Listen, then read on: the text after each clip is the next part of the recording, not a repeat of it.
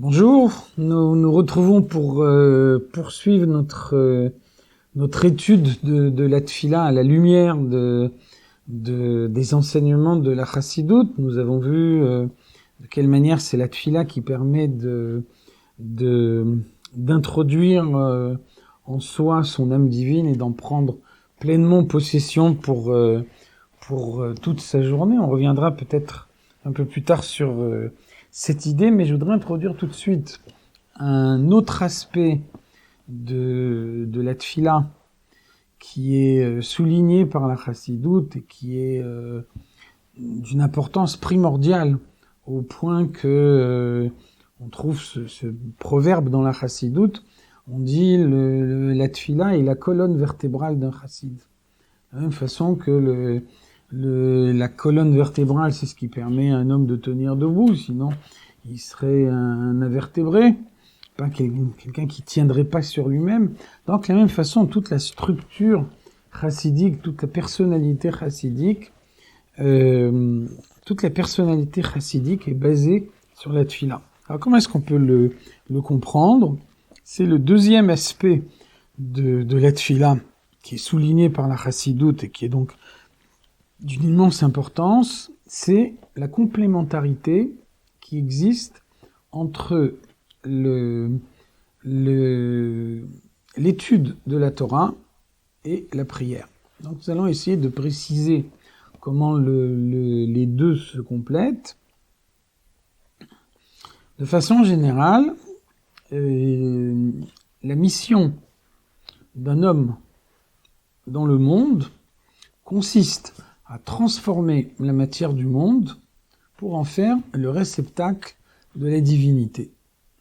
Le but de l'existence, c'est que Dieu nous a placés dans un monde matériel. Nous sommes tout au long de la journée en contact avec des objets matériels.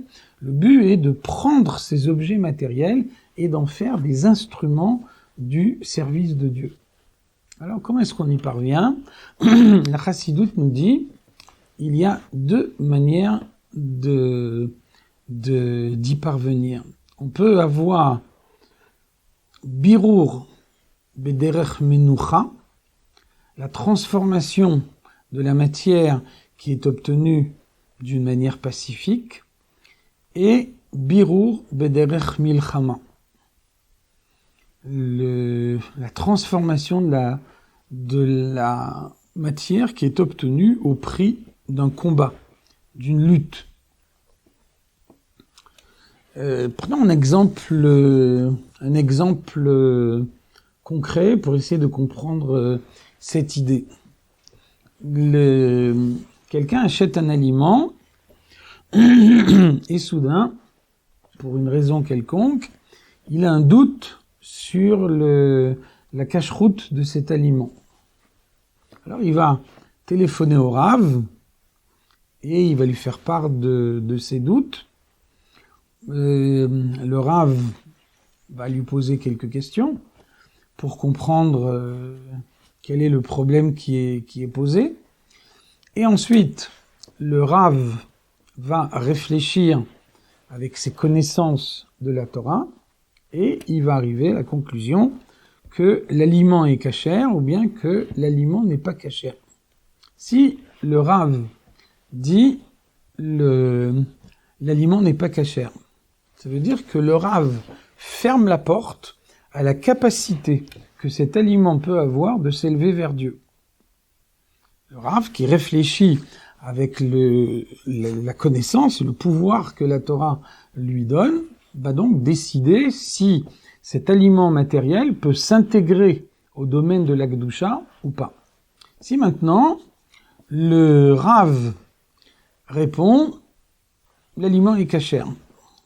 Alors, dans un second temps, le propriétaire de cet aliment va le consommer et donc il lui appartient à ce moment-là, au moment où il le consomme, d'essayer de le manger pour servir Dieu, pour essayer d'en tirer une énergie qui lui permettra par la suite d'accomplir une mitzvah, de prier avec plus de ferveur. Alors si on essaye d'analyser les deux étapes dans la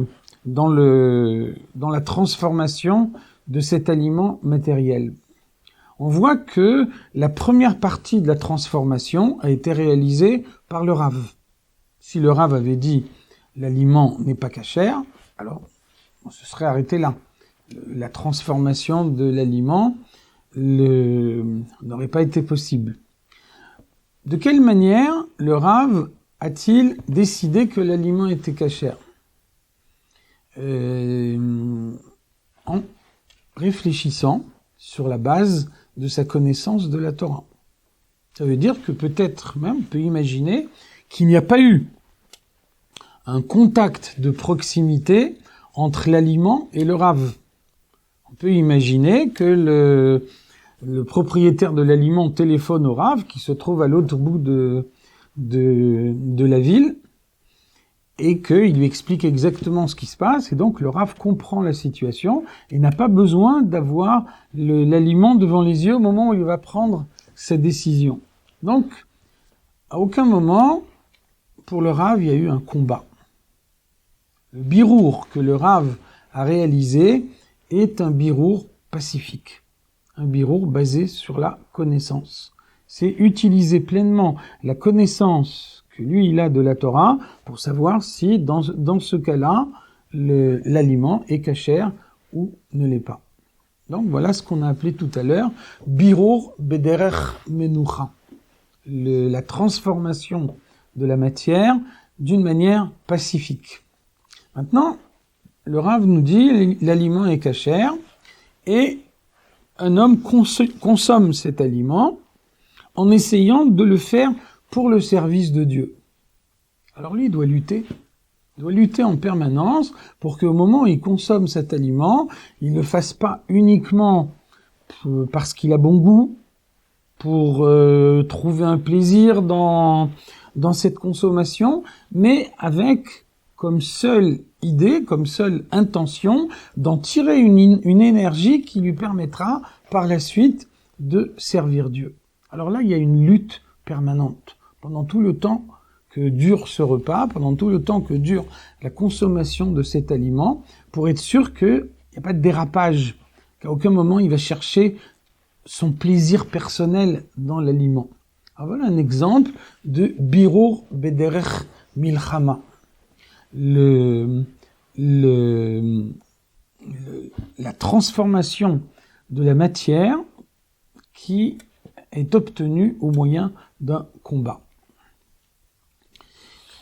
Alors si on a bien compris ces deux manières qu'on a de transformer la matière, on va pouvoir comprendre la complémentarité qu'il y a entre la prière et l'étude.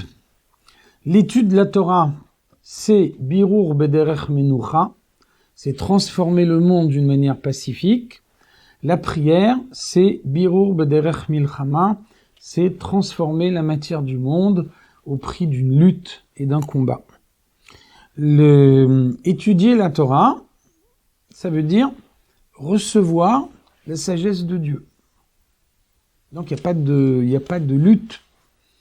Un homme doit simplement être attentif à ce qu'il étudie, essayer d'introduire en lui la connaissance de la Torah de manière à savoir quelle est la volonté de Dieu, si on est confronté à telle situation concrète, qu'est-ce que Dieu attend de nous dans ce cas-là. Ensuite, arrive le moment de la prière, et au moment de la prière, les deux âmes qu'il y a en l'homme entrent en conflit. L'âme divine sait que c'est maintenant, pendant la tfila, qu'on peut recevoir des forces spirituelles qui vont ensuite être utilisées tout au long de la journée. L'âme animale sait aussi que le moment de la prière a un apport fondamental au service de Dieu, et donc les deux entrent en lutte pour l'âme divine, pour que l'homme tire le plus de force de sa prière, l'âme animale, pour qu'il en tire le moins possible. Alors là, on est dans un cycle de Birur Bederech Milchama. Là, on est dans une transformation qui est basée sur la lutte. En ce sens, l'étude et la prière sont effectivement complémentaires. C'est comme ça qu'on peut comprendre ce que nous dit la Chassidoute. Quand on étudie un texte de Chassidoute, alors pour bien le comprendre, il faut l'étudier en 3 temps. La première étude d'un texte de la Chassidoute, c'est au moment même de l'étude. Quand on est au moment de l'étude, le but, c'est de faire totalement abstraction de sa propre personne et d'essayer de comprendre ce que veut dire ce texte. Être sûr qu'on a bien compris toutes les notions qui sont évoquées par le texte. Donc pendant le temps de l'étude, à aucun moment on ne fait intervenir sa propre personne. Le but de l'étude, c'est d'avoir bien compris le sens de ce texte. Ensuite, seconde étape, c'est avant la prière. Avant la prière, la Chassidoute introduit l'idée de Itbonenut, méditation précédant la prière. C'est dans cette Itbonenut précédant la prière qu'on va réintroduire sa propre personne. J'étudie un texte, dans ce texte il y a telle et telle autre idée qui était soulignée. Comment ces idées me parlent-elles à moi ? Autant de questions qu'on ne s'est pas posées au moment même de l'étude. Au moment même de l'étude, la seule préoccupation était de comprendre le sens du texte. Une fois qu'on a compris ce sens, la question qu'on se pose, c'est de quelle manière ceci me parle à moi ? Comment est-ce que je peux faire en sorte que les notions évoquées dans ce texte puissent m'apporter quelque chose à moi, dans ma propre personnalité, dans mon parcours personnel, dans les difficultés que moi je peux rencontrer, qui sont pas les difficultés d'une autre personne. De quelle manière ça me parle à moi ? Ça, c'est le second temps de l'étude. Et troisième temps de l'étude, c'est le moment de la prière elle-même. De la même façon qu'il y a une Itbonenut précédant la prière, il y a aussi une Itbonenut pendant la prière. Pendant la prière, la question qu'on se pose, c'est de quelle manière je vais être différent après la prière parce que j'ai médité à toutes ces idées-là. Vous voyez que les 3 étapes sont nécessaires pour avoir compris ce texte. Qu'est-ce que le texte vient m'apporter ? De quelle manière le texte m'a parlé à moi ? Comment est-ce que je vais changer ma vie en fonction du texte que j'ai étudié, qui est un texte de la Torah, un texte émanant de la sagesse de Dieu. Et donc,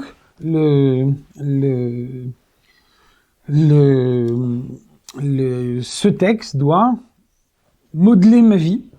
Et donc, comment est-ce que ma vie va changer en fonction de ce que j'ai étudié ? Vous voyez que c'est une idée extrêmement importante parce que il y a nécessairement un aspect répétitif auquel on n'échappe pas dans la tfila. On lit tous les jours un sidour qui est constitué des mêmes mots. Et c'est clair que on prie depuis de nombreuses années et on dit chaque jour les mêmes mots dans la prière et c'est difficile de faire en sorte que la prière ne soit pas dite de manière répétitive et puis à terme de manière machinale. Alors c'est là que la Chassidoute intervient et la Chassidoute nous dit la Itbonenut qui précède la tfila et la Itbonenut qui est pendant la tfila sont différentes chaque jour. Et de ce point de vue, en choisissant chaque jour des thèmes différents, on peut faire en sorte que chaque jour soit une prière différente.